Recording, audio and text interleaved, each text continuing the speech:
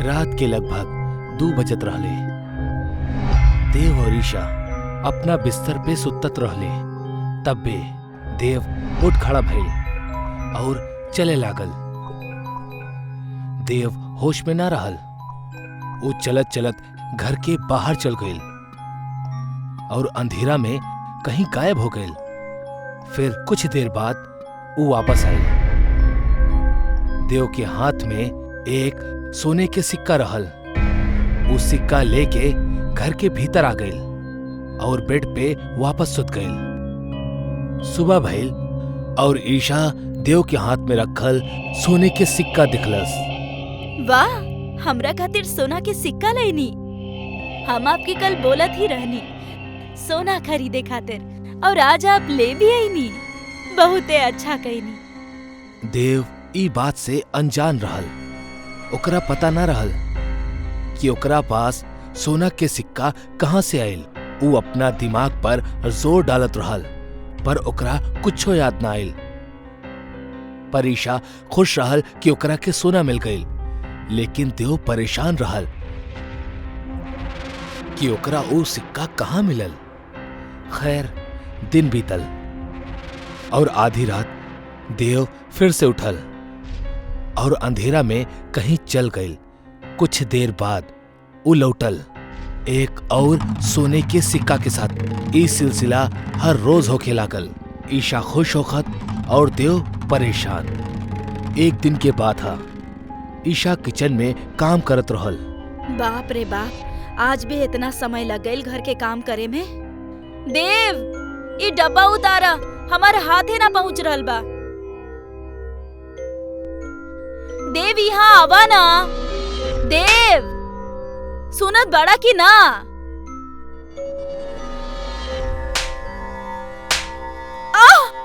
आइंदा से हमरा के हाथ मत लगाइहा। देव ईशा के जोर के तमाचा मरलस और वहां से चल गइल।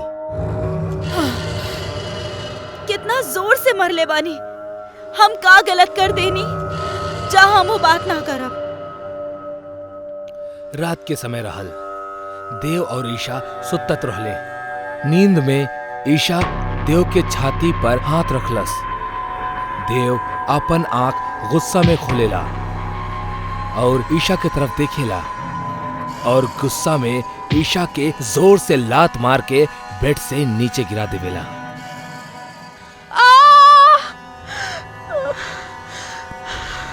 देव के हाथ मत लगाइया। हमरा के काहे गिरेनी? तारा के बोल रहनी देव के हाथ मत लगाइया। फिर काहे हमार देव के हाथ लगाइलू? देव हमार बा। तोहरा के सोना चाहत रहे ना, हर दिन सोना मिल रहल बा। ओकरे में खुश रहा। देव के भूल जा। ये कैसन बात कर रहल बानी आप? देखी, हमार सिर से खून निकला था। देव ईशा के पास जाला।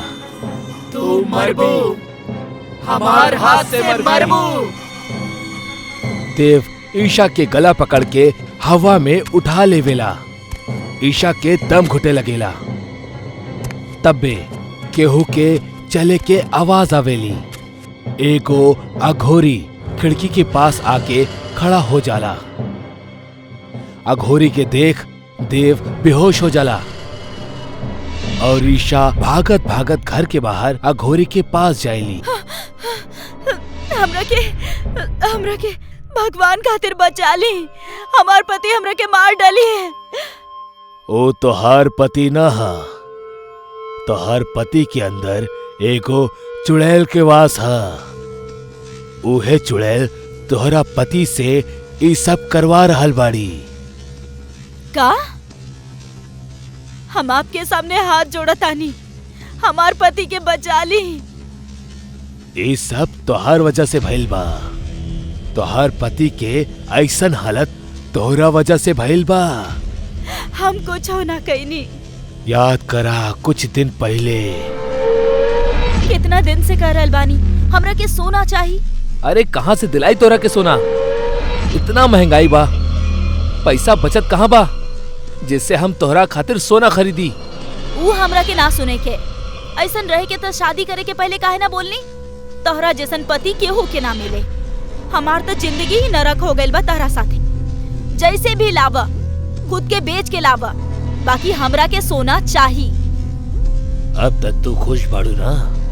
हर दिन सोना के एक सिक्का मिल रहा बा तोहरा। तू ही तो कहले रहलू ना खुद के बेच के सोना लेके आवा। तो हर पति अपना रूह ऊ चुड़ैल के बेच देहलस और ओके बदले हर दिन एक सोने के सिक्का मिल रहा बा तोहरा। भूल जा अपन पति के तू। ना ना, हमरा के हमार पति चाहे। हमार पति के बचा ली। कोशिश करके देखा तानी, बाकी सब भगवान भरोसे।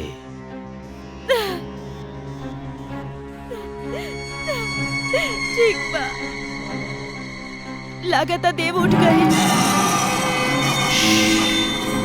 चुप करके हमार पीछे आवा।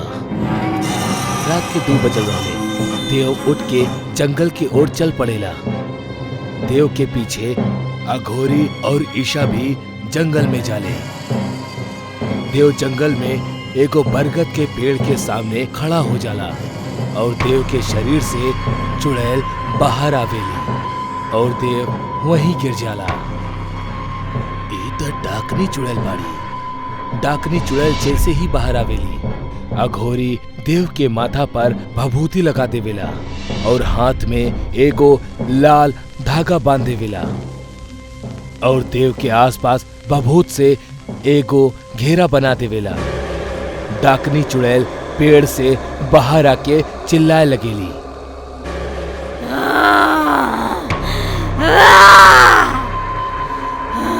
अघोरी, हमरा के देव के शरीर में जाए दे। ना, तू देव के छोड़ दा। ना ना, छोड़ब देव के और तहरा के भी मार डालब। तू हमरा के छू तक ना सकेली। तोहरा के हम जला के भस्म कर दे। हम डाकनी चुड़ैल ईशा के शरीर में घुस जाली। देव के होश आवेला। ईशा! हमरा के भस्म कर, हमार साथी हो मरी।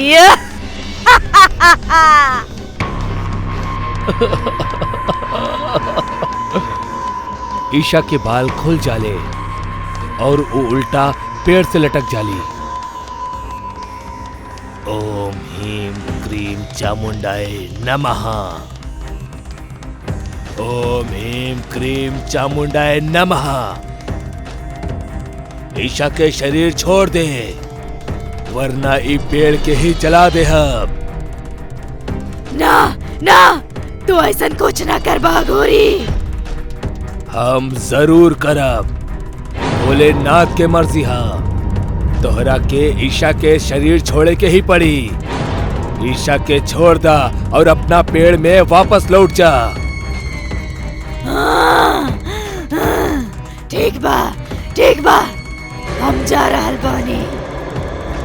डाकनी चुड़ैल ईशा के शरीर छोड़ के बरगद के पेड़ में घुस जाली।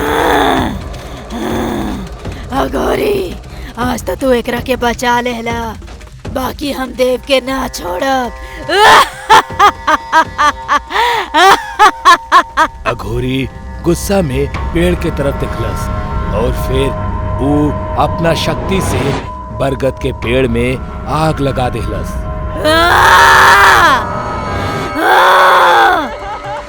पेड़ के जल्ला पे चुड़ैलन और प्रेतन के चिल्लाए के आवाज आवे लागल।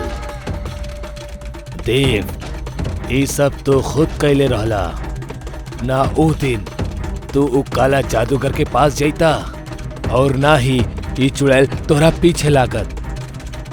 इंसान अपना लोभ और स्वार्थ के खातिर काला जादू के इस्तेमाल तो कर लेवेला, पर उहे काला जादू ओकर पतन के कारण बन जाला।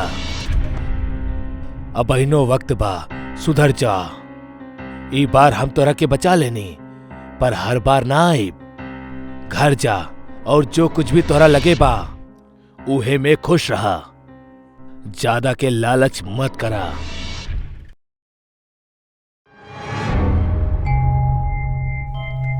गुरुजी, सब बतावेले पिछला रात उषा के पति के एगो सियार उठा ले गई।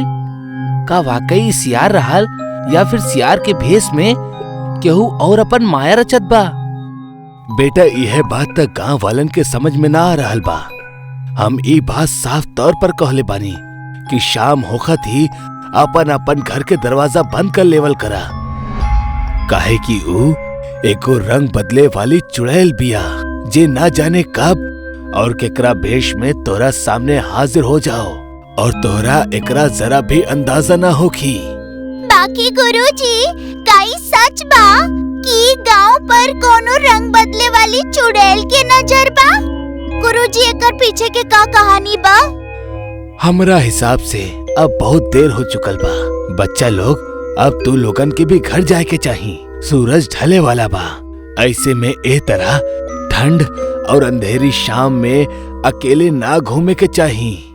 लेकिन गुरुजी, आप सौम्या के सवाल के जवाब ना देले।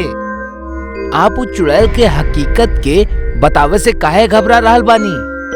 हकीकत त बड़ महात्मा पंडित भी ऐसन मनहूस पूर्णिमा के शाम ना बताई हैं। तब भला हम का चीज बानी? अब तू लोग अपना घरे जा, लेकिन जा समय हमार कहल कईल बात के खास ख्याल रखिहा। केहू भी दिखे ता ओकरा के ना टोकिहा, और अगर तोहरा केहू पीछे से आवाज लगावे ता ओकरा भूल के भी जवाब मत देहा। ठीक बा गुरुजी, अब हमनी यही से जातानी। सूरज ढले वाला रहल जब दो भाई बहन निखिल और सौम्या एगो बूढ़ पंडित की कुटिया से लौटत रहले। अक्सर वो दोनों उ पंडित के हाल समाचार जाने के खातिर आ ही जात रहले। आज वो दोनों उ पंडित से एगो रंग बदले वाली चुड़ैल के बारे में सुन के लौटत रहले। निखिल, जल्दी जल्दी चला, वो चुड़ैल कबो भी आ सकेली। घर पे मम्मी पापा भी इंतजार करत होइए। जल्दी जल्दी चला। हाँ, सही कहा तारू। लेकिन का एक पल के खातिर तोरा के ऐसा लागल कि जे कुछ गुरुजी उस चुड़ैल के बारे में बतौले वो सही हो की? काहे कि आज ही तक तो हम केहू रंग बदले वाले चुड़ैल के ना देखले बानी। निखिल, तो चुप रहो, ओकर नाम मत लो और चुपचाप सीधा चलत रहो। चलो। दोनों एगो जंगल के रास्ता से गुजरत रहले। तब बे निखिल के एगो छोटा सा आइसक्रीम वैन दिखेला। निखिल उ वैन के तरफ इशारा क के सौम्या के दिखावेला। अरे सौम्या, उ देखा आइसक्रीम। आहा, कसम से मजा आ जाई। रुको निखिल, ए तरह केहू भी अनजान वस्तु के तरफ आकर्षित होके के गुरुजी मना कैले रहले हमनी के। अरे छोड़ा भी तू, जल्दी से वहीजा चलल जाओ। निखिल के आइसक्रीम बहुत पसंद रहे, जौन वजह से वो खुद के रोक ना पाइल और भागत भागत वो आइसक्रीम वैन के पास जा पहुंचल। वो आइसक्रीम वैन के आसपास केहू भी दूसर शख्स ना रहे, यहाँ तक कि कोनो दुकानदार भी ना रहे। और निखिल इस मौके के जमकर फायदा उठौलस और बिना सोचे समझले वो वैन के अंदर से 2-3 आइसक्रीम निकाल के खा लेलस कि तब बे ओकर पीछे से एगो आवाज गूंज उठल। खा बच्चा लोग, मान भर के खा, काहे कि बहुते जल्द हम तोहनी के खाए वाला बानी।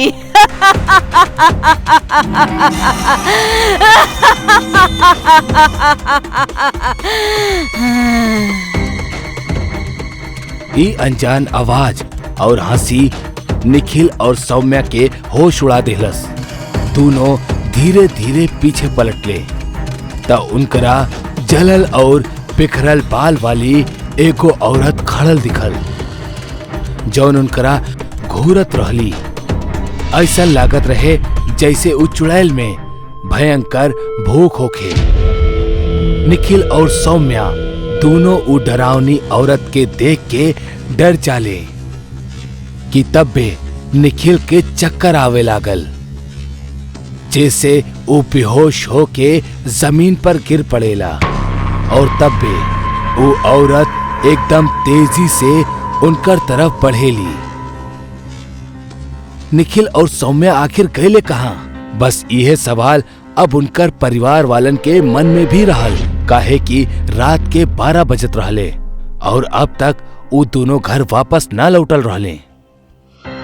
अरे धारिनी, ना जाने हमार बच्चा लोग कहाँ रह गए। दोनों में से केहू भी अब तक ना लौटल। अजी हमरा के का कहे नी, हमार तक खुदे हाल बेहाल हो रखल बा। जबकि हम 50 बार समझाइले बानी कि शाम होते बच्चा लोग के घर से बाहर ना भेजे के बा। और आजकल तक गांव में हर जगह रंग बदले वाली चुड़ैल के चर्चा हो रखल बा। तू भी ना धारनी, कुछ भी बोले लू। शुभ बोलबू तो शुभ होखी। वैसे भी आज वो दोनों जिद करत रहले कि उनकरा के गुरुजी से मिले जाए के बा, ता हम जा देहनी। अब एमे हमार का गलती बा? अरे वो सब तो ठीक बा जी, बाकी बच्चा लोग के ए तरह अकेले भेजे के का जरूरत रहे? हाँ भाग्यवान, तू ही सही बाड़ू। लेकिन अब हमके ई बतावा कि का हमनी ऐसने बहस में समय गवाई या अपन बच्चन के ढूंढे खातिर कोनो कदम उठाई? आप खुद भी तो उन लोग के साथ जा सकत रहले ना।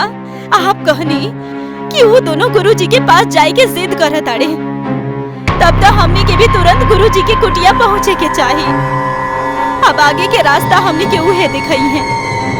हाँ हाँ, तू सही कहा तारू। चला तुरंत गुरुजी के पास चल जाओ। दोनों बच्चन के एक साथ गायब होखला की वजह से केदार और धारिनी दोनों बहुत परेशान और हताश होके गुरुजी के कुटिया पहुंचले। वो दोनों वो कुटिया के मिट्टी वाले दरवाजा के थपथपावे लगले। कुछ देर में वो बूढ़ा पंडित अपन कुटिया से बाहर निकलेला। अरे तू दोनों इतना राती में यहीजा का कर रहल बड़ा? सब कुशल मंगल तो बा ना? अरे का कुशल मंगल महाराज, हमनी के दोनों बच्चा निखिल और सौम्या लापता बाड़े। का मतलब वो दोनों अभी तक घर ना पहुँचले? अरे गुरुजी, अगर हमार बच्चा लोग सही सलामत घर पर मौजूद होखत तो हमनी इतना रात गए आपके काहे कष्ट देती। अब आप ही हमने के कुछ सहायता करी।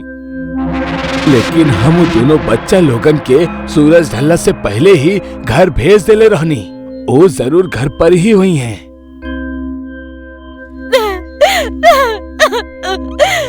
महाराज, का आपके हमनी के बात पे तनी संकीन नहीं के?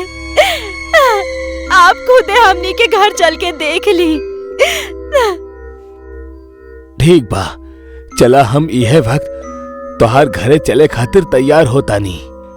एकर बाद गुरुजी समेत वो दोनों भी अब अपन घर पहुंच जाले। जहां वह दरवाजा खोला थी, उनकरा बिस्तर पे निखिल और सौम्या सुतल दिखाई देत रहले। हाँ, अरे हमार बच्चा लोग निखिल, सौम्या, भगवान के लाख लाख शुक्र बा कि हमार बच्चा एकदम सही सलामत हमरा पास बाड़े। बहुत बहुत शुक्रिया। आपके बहुत बहुत शुक्रिया गुरुजी। आप हमनी के साथ एजा तक नहीं। कोनो बात ना केदार, बस अब से आपन बच्चन के खास ख्याल रखी हा। तब भी धारिनी चीखेली, हे भगवान, ये का हो गए हमार बच्चन के? अजी अजी जरा जल्दी आई, ये देखी। का भेल धारिनी, तू ई तरह काहे चीख रहल बाड़ू? जब केदार धारिनी के पास पहुंचेला तब ओकर भी रोंगटा खड़ा हो जाला। वो देखेला कि ओकर दोनों बच्चा के गर्दन काट दिहल गइल बा और दूर से देखे पे लागत रहल कि वो सो रहल बाड़े। लेकिन करीब जाके देखे पे पता चलेला कि वो दोनों के सिर उनकर जिस्म से अलग कटल बा।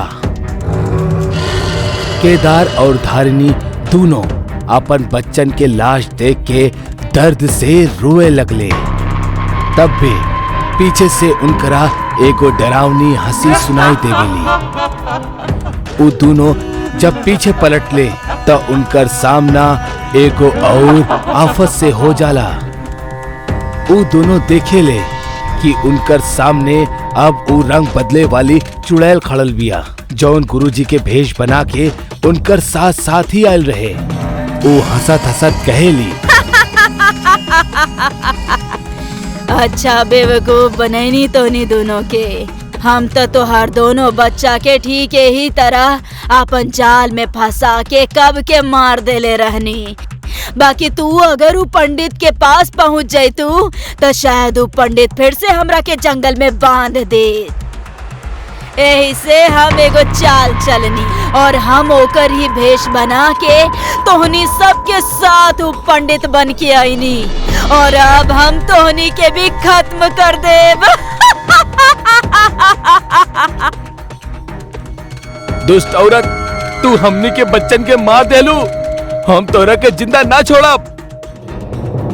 केदार हाथ में खंजर लेके वो चुड़ैल के तरफ बढ़ल, लेकिन तब भी वो चुड़ैल एगो मंत्र फुकलस, जेकरा वजह से केदार वो खंजर से खुद के ही गला रेत लेलस और तड़प तड़प के मौत के नींद सुत गई। दम घुटला के वजह से धारिणी भी तड़प तड़प के मर गई। अगला सुबह गांव वालन जब केदार के घर के ई दृश्य देख लें त उ सब भी कांप उठले और गुरुजी के बुला ले लें। हे भगवान, ई दृश्य देख के हमार कलेजा जल रहल बा। हमरा ई दोनों के अकेला घर भेजे के ही ना चाहत रहे। ई सब उहे चुड़ैल के काम है जे अपन रंग बदल के गुमराह करेली और फिर अपना मकसद के अंजाम देवेली। गुरुजी के मुताबिक पिछला रात उ अपन कुटिया में मौजूद ही न रहले, उ कोनो पूजा में गल रहले और ई बात उ चुड़ैल के पता रहल और जौन एकर खूब फायदा उठौलस और गुरुजी के भेष में साजिश रचलस और अपन खून के प्यास के बुझा देहलस। गुरुजी सब गांव वालन में एगो मायावी ताबीज के बांट देले, जेकरा गांव के हर शख्स के अपना घर के बाहर लटकावे के कह देले, जैसे वो रंग बदले वाली चुड़ैल के माया काम ना करी। गांव वालन गुरुजी के नियम के पालन कैले और वो ताबीज के अपन घर के बाहर लटकावल शुरू कर देले, जैसे गांव में होके वाली भूतिया घटना कम होके लगल। लेकिन आज भी ओ रंग बदले वाली चुड़ैल के केहू अजनबी के तलाश हा कि कैसे ओकरा मौका मिले अपना एगो और शिकार के अंजाम देवे के। कहेले रात दिन से ज्यादा खतरनाक होखेला और अमावस के रात त ऐसे भी ज्यादा। अमावस की रात में भुतहा इलाका में परिंदा भी पर मारे से पहले 100 बार सोचेला, काहे कि ई रात में भूत प्रेत और भटकत रूह के गुस्सा और उनकर शक्ति अपना चरम पर होखेली और अपना दायरा में उस शख्स के तलाश करेले जे उनकर शिकार बन सके।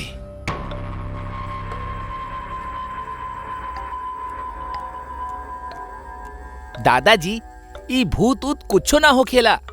रउआ समझी, अगर कल हम शाम तक शहर ना पहुंचब तो हमार बॉस हमके नौकरी से निकाल देई। देखा बेटा, जॉब तोहरा के दूसरों मिल जाई, लेकिन जिंदगी ना। हम कहा तानी आज रात रुक जा, काहे कि आज अमावस के रात बा और आज भटकत रूह शिकार करे खातिर पागल होखेली। दादाजी, अब रउआ हमके गुस्सा होके पे मजबूर मत करी और जाए दी ना, हमके कुछो ना होई। संजय के ऑफिस के छुट्टी खत्म हो चुकल रहल और ओकर बावजूद भी वो ऑफिस ना पहुंचल। यही वजह से कल तक ओके शहर कोनो भी कीमत पर पहुंचे के रहल। घर वालन के लाख समझौला के बाद भी संजय केहू के एक ना सुनलस और अपन सामान लेके गांव के पुराना कब्रिस्तान के पास बनल इकलौते बस स्टैंड के पास अकेले पैदल ही चल पड़ल। ना जाने गांव के लोग कितना अंधविश्वासी बाड़े, पता ना का कहानी बनावेले। संजय अबहीं कुछ देर चलल ही रहल कि तबहीं आसमान के बादल काला पड़े लगल और तेज हवा चले लगल। ऐसन लगत रहे जैसे ई हवा संजय के बार बार कौनो खतरा के संदेश दे रहल बा। लेकिन वो कहेले ना, विनाश काले विपरीत बुद्धि, और ऐसन ही कुछ संजय के साथ होके वाला रहल। संजय रात 11 बजे वो भूतिया गांव में अकेला रह ही रहल। वो अब वहीं आगे कुछ दूर ही गए रहल कि तब पे ओके ऐसन लगल जैसे ओकरा पीठ पे केहू हाथ रख ले हो। ऐसन महसूस होखा थी। संजय एकदम से घबरा गए और पीछे पलट के बोलस, के बा? जब संजय पीछे पलटलस तो ओकरा के केहू न दिखल और एकरा बाद वो अपना सफर के कंटिन्यू करे लगल। वो अब एगो चौराहा पर पहुंच चुकल रहे जहां पे 4 रास्ता आपस में जुड़त रहे। संजय के चौराहा से सीधा सामने के रास्ता पे एगो आदमी दिखल जे शॉल लपेटे रहलस। ओके देख के संजय के थोड़ा हिचक भय कि भला ई शख्स इतनी रात में बेवजह मूर्ति के समान रोड पर का कर रहल बा। संजय बिना कोनो हरकत कैले वहीजा उस शॉल लपेटल आदमी के बेहद नजदीक से गुजरल। वो आगे बढ़त जात रहे, लेकिन ओके बार बार ऐसा लागत रहे कि कोनो शख्स ओकरा साथ साथ ओके पीछे चल रहल बा। संजय बहुत ज्यादा घबरायल रहे, पर फिर भी हिम्मत करके उ पीछे पलटलस त देखलस पीछे वही शॉल लपेटल आदमी पीछे खड़ल रहे। संजय के उ आदमी के बिहेवियर बहुत अजीब लगल। वो कहीं संजय के पीछा तो न करत रहे। संजय दोबारा अपना रास्ता चले लगल और ई बार भी उस शॉल लपेटल आदमी ओकर साथ साथ चले लगल। जब संजय चलत त ओकर परछाई बन के उ आदमियों चलत। जब संजय रुक जात त उ आदमी भी रुक जात। संजय अब ई चीज से बहुत ज्यादा इरिटेट हो चुकल रहे। यही से ई बार उ रुकल और पीछे पलट के उ आदमी पे बहुत जोर से चिल्लाए लगल, के बाड़ा तू? कोनो पागल बाड़ा का? ई तरह आधी रात के वक्त हमार पीछा काहे करत तारा? उ आदमी ए पर कोनो रिएक्ट न कैलस और बिना कुछ बोलले चुपचाप खड़ा रहल। ओकर ई रवैया संजय के और गुस्सा दिलावत रहे। यही वजह से संजय ओकरा गले से शॉल के निकाल लेहलस तो ओकरा एक जोरदार झटका लगल। ओकरा सामने जौन आदमी खड़ा रहल ओकर चेहरा पूरा जलल रहे और आंख के पुतली सफेद रहे। भूत! ई बोलत बोलत संजय वहां से भागे लगल।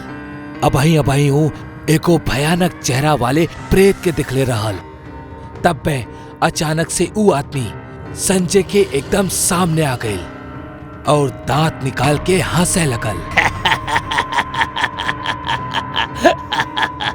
मारते हब तो के तोहार हिम्मत कैसे भइल हमार असली चेहरा के घूरे के और हमार शॉल निकालने के? तू हमार असली और बदसूरत चेहरा देख ले बड़ा। अब तो हार मरल तैबा। हमके माफ कर दा, मत मारा हमके, हमसे गलती हो गई। तो के पता बना आज अमावस के रात बा। आज के रात जे पे भी हमनी के नजर पड़ेला ओकर अस्तित्व यही समाप्त हो जाला।